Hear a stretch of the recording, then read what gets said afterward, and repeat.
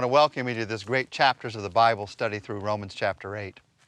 Romans, one of the great books in all of the Bible, a book that has had strong historical impact in Christianity and the world. The Reformation was built around the truths of the book of Romans, but Romans also has powerful personal impact.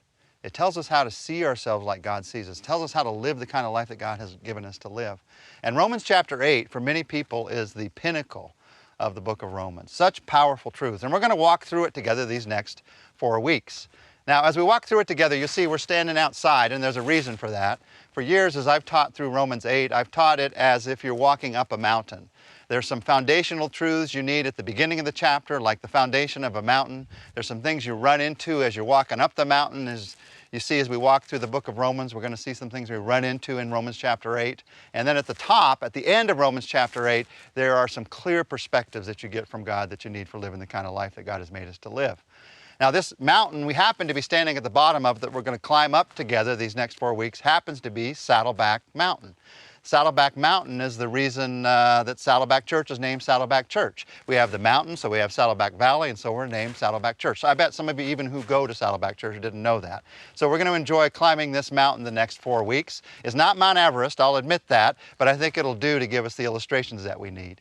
And as we walk up, let me tell you where we're going with this, with Romans chapter 8. Really, in this chapter, it deals with 4 things that we feel in our lives as Christians. There's the feeling sometimes that you have that you're not good enough as you face the Christian life. And Romans 8 has an answer to that. God's answer to that is no condemnation in your life, that He wants you to live a life of liberty. There's the feeling sometimes you have that I'm never going to change. I'm not growing fast enough. We're going to talk about that in week 2. And God has an answer for that. No frustration, that you can live a life of victory. God has some victory for you to live in your life. There's also in your life, you might notice there's some, by the way, bugs flying around. We're going to talk about that about week 3 when we get to talking about problems and how God deals with problems in our lives.